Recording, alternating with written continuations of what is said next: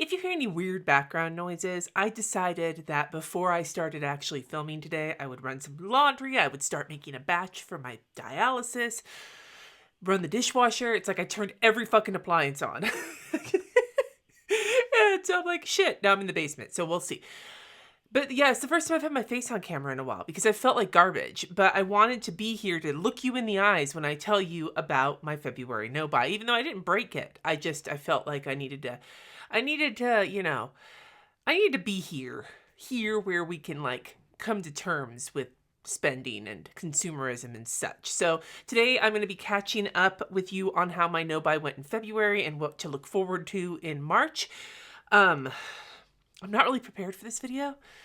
It's been kind of a rough kind of go of it for me this month. If you didn't watch last week's video, you'll understand, but there's a lot happening. Surgeries coming up and freaking everything. So the fact that I didn't buy any stationery products this last month was pretty smooth of me, I think. I definitely looked at my tracker and did not hit any problems with my no-buy, but I did not add another category this month either after the Amazon fiasco of January. So I did think about that. We will talk about that.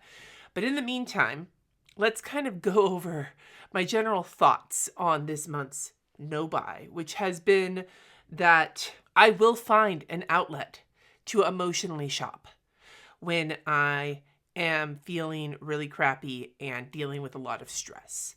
That is one of my ways to cope with stress, apparently, is shopping. It's not always been the case in my life. It always used to be smoking cigarettes and nail biting, but now I've canceled those two things and I'm just spending money that I shouldn't be spending. So maybe one day my coping will take form in a healthier way. But this past month, while I did not break my stationery no-buy, I did spend more than maybe I intended to in two categories. That would be beauty, our old friend, and plants. Now the plant thing, part of that was because I murdered most of my plants this past winter. The weird ups and downs of the weather, the dryness, and how exhausted I've been feeling, how sick I've been.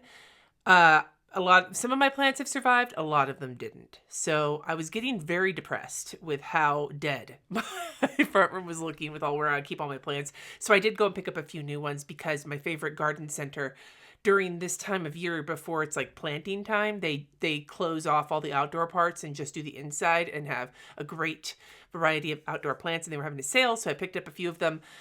I don't feel guilty about it. I feel so much better when I sit in my living room, and it also inspired me to go and soak and do my best to recover the plants that I could, but it was a lot for more than what I expected to spend. So there's that. That was a one-time purchase. The 2 times actually, because I did go to IKEA, pick up a couple of their bigger plants. So 2-time purchase. But the bigger plant thing though, I was expecting to do. Anyway, the other big situation was beauty, and that one, like, I had to replace some things. I had to replace a setting spray because my old e.l.f. setting spray was starting to make me break out for some reason. I don't know why. I think it was that. It was doing something to my face. So I replaced that one with another one I've used before. I had to get a new eyeliner. You know what I'm saying? Like things that like I had to replace because I was finished with them. What I wasn't finished with were the blushes that I bought this past month and the lipsticks and lip oils I bought this past month. Now, I didn't buy a shit ton of them, but I will tell you, as somebody who is a huge fan of the Dior lip oil, but is not a huge fan of spending $50+ on a fucking lip oil, the new e.l.f. ones are actually, like, I would say maybe 85-90% of the way there. They have the two things that I love the most about it, which are the really cushiony, gigantic doe foot and the really, really plush feeling oil feel. The coloring, maybe a little bit different, but I did buy, and I think I have, they're cheap. They're inexpensive. I do have a few of the colors now when I had none of them at the start of this month. And then I wound up getting a couple of things from Merit with some money I had left over from my birthday and from Christmas, which I don't necessarily count as breaking the no-buy, but I have noticed that I'm sliding into some beauty product purchases when I am stressed out. That is where my brain is going. So I've also noticed I don't order online. It's not an online thing. It's when I go to the store. So I had to go to Sephora to replace a deodorant. And when I was there, I bought some other things. But I had already been browsing and looking at them for like 2 weeks. So I think the shopping activity. I watch Hannah Louise post in from time to time, and she has done no buys. And this year she's doing, her low buy is kind of structured around the time she spends online shopping because she's trying to get her time back. That's something I need to think about. But we'll talk more about what I'm doing this next month after we discuss my empties. So I do have empties. Most of them are involved with the, I think all of them except for one are the sticker sheets that I had set out. So my challenge for the year, my Use Your Shit 2024 challenge for the month of February was to use up a sticker sheet. Now I had set myself to use up 3 kind of sets of sticker sheets. The first one being the Planning with K Peony monthly kit. And I used all of that up except for 2 stickers I wasn't going to use. So that's all used up. So that's 3 sheets. The second one was a Chrissy Ann Designs Celebrations Collection kit for Valentine's Day, and I used that all up. So it's another sheet.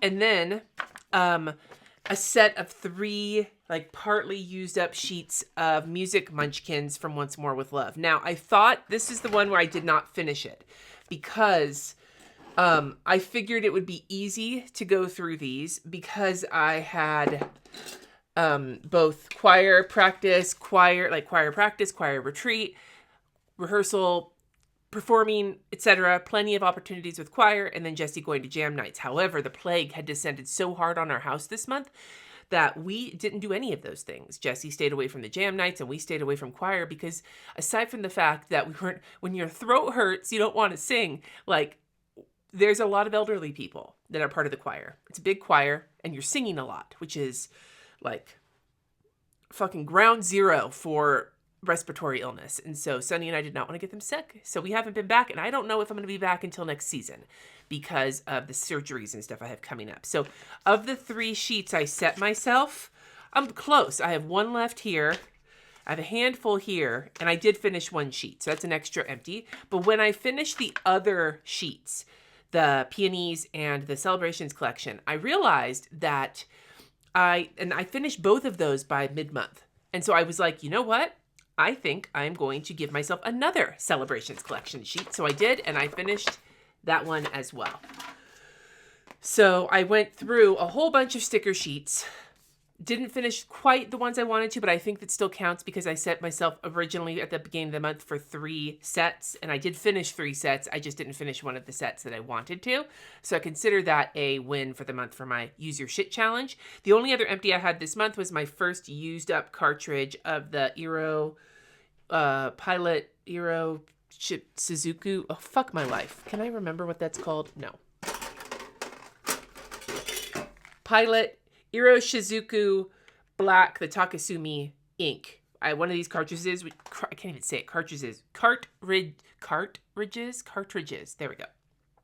Many of you recommended I use these to refill with a syringe so that it's easier than the converter. So I'm going to hang on to that one, but I wanted to just point that out. So I used up the things I needed to this month for the most part. I feel good with that. I feel good with not buying any stationery. But if you can guess where this is going, I know what I'm going to be doing next month in March for my supplementary no-buy. So if you're curious, because I've been all over the place with this video, my no-buy is stationery planner art supply type projects for the whole year. But I'm going to add on supplemental no-buys of... That's my cat. Supplemental no-buys of things where I need help. January was Amazon. That went like shit because I had no way to track it. I was only tracking my stationery no-buy. So I'm going to track them separately from each other purely because I need to see both sides. It can't just be whole no-buy. I need to kind of see both. And what I think I'm actually going to do is set up a page in my journal for March that has every single day like bullet journal style and whether or not I shopped online for beauty. So beauty is going to be my no-buy for the month. I can replace anything if I run out of it. I don't think I'm going to run out of anything. I have a backup deodorant.